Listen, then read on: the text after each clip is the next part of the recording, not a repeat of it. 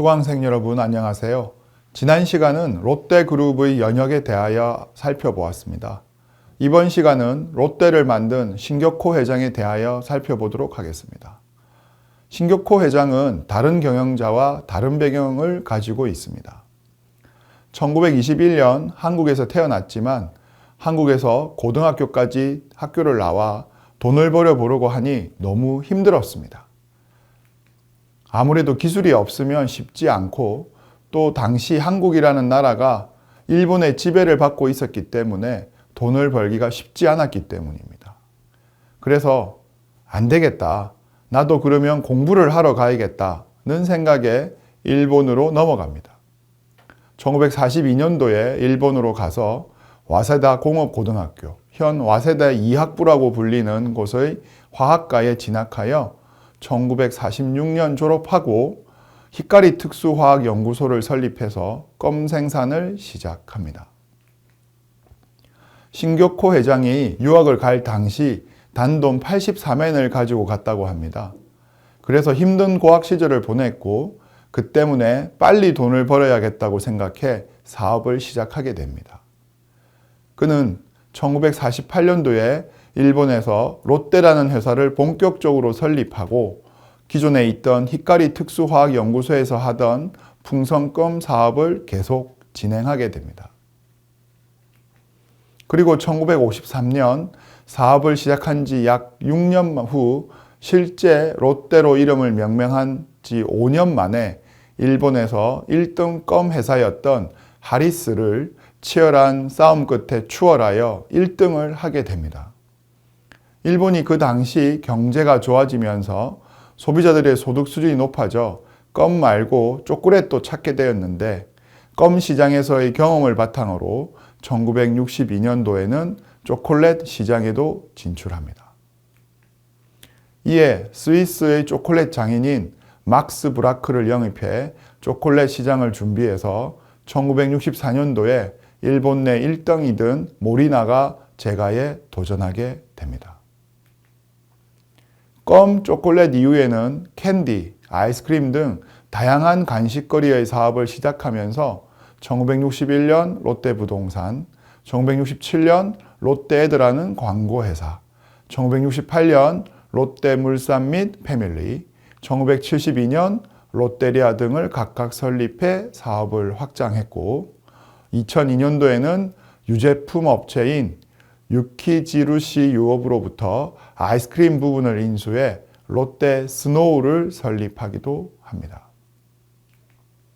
즉 신격호 회장은 일본에서 계속 사업을 하면서 일본의 경제 상황에 따라서 새로운 산업을 진출시키는데 기업을 만들거나 아니면 인수를 해서 진행한 것입니다. 이러한 경험을 바탕으로 약 20년 후인 1967년에 롯데 제과를 설립하며 한국에 진출합니다.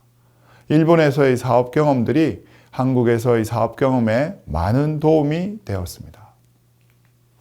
왜냐하면 그 당시에는 일본이 한국보다 훨씬 잘 살았기 때문에 경제 수준에 따른 사람들의 소비 패턴이나 유형들을 미리 경험할 수 있었고 또 일본 소비자들은 매우 까다로운 소비자들이기 때문에 그들을 만족시키던 품질과 꼼꼼함이 한국에 와서도 아주 큰 효과를 발휘하게 된 것입니다.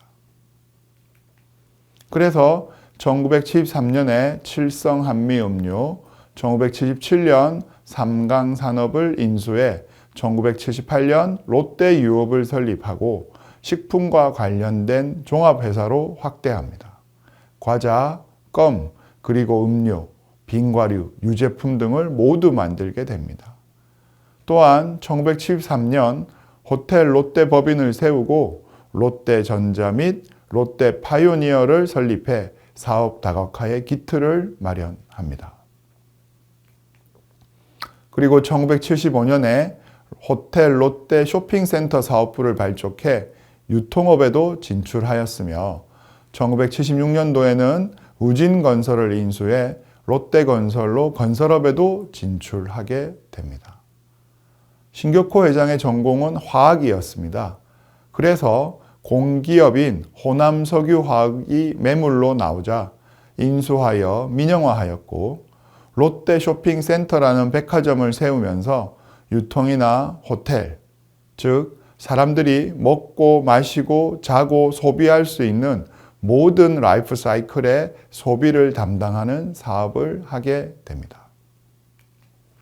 이후 롯데리아라고 하는 패스트푸드 프랜차이점을 만들면서 국내 최초로 패스트푸드 사업을 시작하기도 했으며 그는 문학도가 되고 싶었기 때문에 광고나 마케팅에도 관심이 많았습니다. 그래서 종합 광고 회사인 대흥기획을 설립해서 광고의 효과를 발휘하게 됩니다.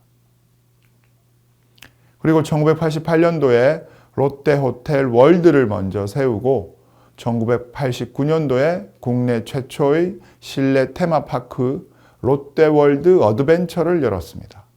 그래서 이것이 앞서 말했듯이 기네스북에도 올라갔던 것입니다.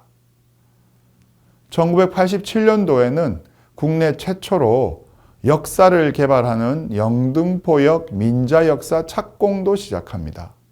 이는 일본에서 했던 경험들이 도움이 되었는데 일본이 철도가 잘 발달되어 있었기 때문입니다. 그래서 그는 한국도 철도 산업에서 역사를 단순히 사람들이 타고 내리는 걸로만 생각하지 않고 쇼핑몰도 만들어 거기서 소비를 할 수 있도록 한 것입니다. 이후 1990년도에는 국제신문을 인수해서 언론 사업에도 진출하고 1993년도 롯데연수원을 준공해 직원들의 인재 양성에도 힘을 쏟게 됩니다.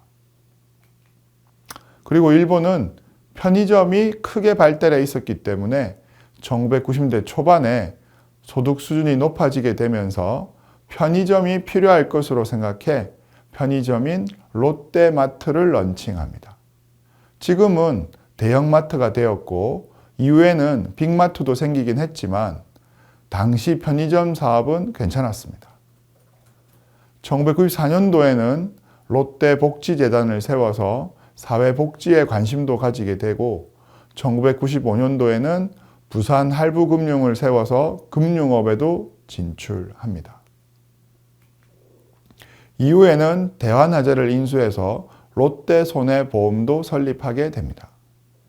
그리고 유통에 가장 앞선 기업인 만큼 1996년도에 국내 최초로 인터넷 쇼핑 사이트인 롯데 인터넷 백화점을 열어서 온라인 쇼핑몰까지 확장하고 쇼핑몰 운영에 택배를 제공하기 위해 롯데 로지스틱스도 설립해 물류업에도 진출하게 됩니다. 이 모든 것들이 신격호 회장의 큰 그림 하에서 진행이 된 것입니다. 또한 1999년 롯데시네마를 런칭해 영화관 사업과 영화 제작 사업에도 진출합니다. 2002년도에는 동양카드를 인수해 롯데카드, 즉 신용카드 사업에도 진출했으며 앞서 말했듯이 영화를 배급하는 사업뿐만 아니라 롯데 엔터테인먼트를 출범해 미디어 사업까지도 진출합니다. 그리고 그는 한국의 랜드마크가 되는 건물이 필요하다고 생각했습니다. 오랫동안 한국을 대표하는 랜드마크는 소위 말하는 남산타워, 지금 N타워라고 불리는 남산타워와 육산빌딩이었습니다. 그는 그것보다 더 높은 걸 짓겠다. 100층을 꼭 짓고 싶다. 라는 생각으로 롯데월드 타워의 건설을 계획합니다. 롯데월드 타워는 오랜 시간 동안 건축 허가와 많은 사람의 반대가 있었습니다. 또 기업 내에서도 반대가 심했습니다. 그것을 짓는데 지출도 많고 투자 회수도 비효율적이며 여러 가지 안전 문제와 건물이 너무 높으면 위화감이 생긴다는 의견도 있었습니다. 그렇게 반대가 매우 많았지만 결국 집념으로 2017년도에 완공을 하게 됩니다. 그리고 2020년도에 거의 100세를 앞두고 별세하게 됩니다. 이처럼 신격호 회장은 롯데라는 그룹이 국내에 들어와서 사업할 때 일본에서 했던 경험들을 중심으로 진행했지만 한국 상황에 맞게 진출을 다양하게 하였습니다. 롯데는 아시아에 근거지를 둔 대기업 집단으로 2023년 기준 재계 서열 6위, 한국 10대 기업 중에는 유일하게 한국과 일본 두 군데의 본사가 있는 기업입니다. 한국의 대부분 대기업은 모두 국내에 본사가 있습니다. 일본에 본사가 있는 유일한 그룹이 바로 롯데인 것입니다. 1997년도 외환위기가 왔을 때 많은 한국의 기업들이 위기를 겪었습니다. 그런데 롯데는 그러한 외환위기에도 불구하고 큰 위기 없이 계속해서 사세를 확장해 갑니다. 왜냐하면 신격호 회장은 차입, 즉 남의 돈을 빌리는 부채를 아주 싫어했기 때문입니다. 차입을 기업의 경영 상태를 악화시키는 병과 같은 것으로 인식했기 때문에 항상 우리는 차입하지 않는다라는 무차입 원칙을 철칙으로 삼고 경영을 했습니다. 그래서 다른 그룹사들이 1980, 90년대 급격한 사세 확장을 위해서 무리하게 대출을 하고 그 대출에 대한 기반으로 또 대출하는 식으로 기업들을 무분별하게 키워나갈 때 그러지 않고 본업인 제가와 해당 관련 산업들에만 집중했습니다. 그래서 결국 부도를 막을 수 있었고 그룹사들이 분리되는 힘든 경우를 전혀 겪지 않고 충실하게 사업을 진행하게 됩니다. 이후에 꾸준히 보유하고 있던 현금을 바탕으로 각종 기업들을 인수합병하면서 다양한 사업들로 확장을 할 수 있는 기회를 맞이하게 되었습니다. 이처럼 롯데는 남들이 위기일 때 기회를 잘 찾는 아주 뛰어난 능력을 갖추고 있습니다. 이번 시간은 롯데를 만든 신격호 회장에 대하여 살펴보았습니다. 다음 시간은 신격호의 기업가 정신에 대하여 살펴보도록 하겠습니다.